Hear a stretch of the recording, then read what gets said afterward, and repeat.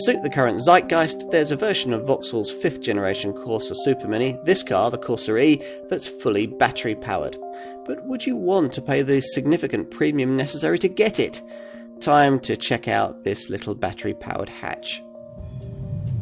Here, as with this model's cousin, the Peugeot E208, a 50 kilowatt-hour lithium-ion battery is mated to a 100 kilowatt electric motor, putting out 136 PS and working through the usual single-speed auto transmission that you get with EVs.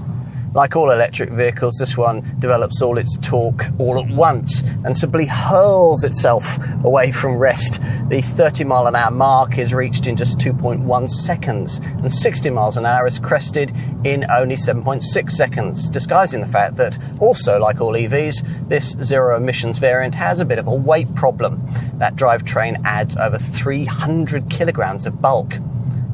That other small battery-powered little hatches manage this issue a little better is evidenced by the fact that the Corsa-e's WLTP-rated 209-mile driving range is easily improved upon by the latest versions of the Renault Zoe and the BMW i3. Still, all of this does represent a brave new world for forward-thinking supermini buyers looking to make the still rather expensive switch into all-electric motoring. It seems like only yesterday, after all, that a fully charged small EV can only manage around half the kind of range you get from this one. If you're a Corsa-e owner, you'll need to know that getting anywhere near the quoted range figure will necessitate staying in the powertrain's provided Eco mode. Activating its Sport mode setting will reduce your range by around 10%. What about charging times? Well, using the 7 kilowatt wall box that you'll need to get installed in your garage as a Corsa-e owner, a full charge from empty will take 7.5 hours. If, when you're out and about, you find a public 50 kilowatt rapid charger, the replenishment time to charge from 15 to 80% is 45 minutes. If the charger in question is a 22 kilowatt accelerated public charger, then the replenishment time will vary depending on whether you paid a little extra to get the Corsa-e standard 7.4 kilowatt onboard charger upgraded to 11 kilowatt spec. Now, if you do that, you can reduce the 5-hour replenishment time with this kind of charger to 3 hours and 20 minutes. Visually, this electric Corsa is virtually identical to the combustion engine version, with the exception of different alloy wheel designs. The side view is characterised by a swept-back roofline, a pronounced mid-level crease above the door handles, and in usual Vauxhall fashion, a lower swage line flowing upwards towards the rear wheel arch in a blade-like formation. The rear styling is characterised by this sharply defined crease line that bisects the top of the tailgate badge and connects the sleek light clusters, which will be LED illuminated provided you avoid entry-level trim. Inside, there are very few differences with this electrified model over a conventional version of this Vauxhall Supermini.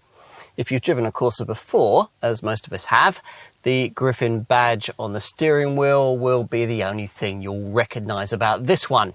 Now, you sit quite low, and the cabin surrounding you is of considerably higher quality than you might expect, with glossy black trim that delivers quite an upmarket feel. Technology also helps, of course, with the greater perception of sophistication. The minimum centre dash monitor size is 7 inches, while at the very top of the range you can have this wide, brightly coloured 10-inch HD fascia display. Opt for top spec and you'll find that another 7-inch digital display features with virtual dials in the instrument binnacle. Rear seat space is a little constricted thanks to the underfloor battery placement, and legroom is at something of a premium. It's more city car than Supermini-like back here.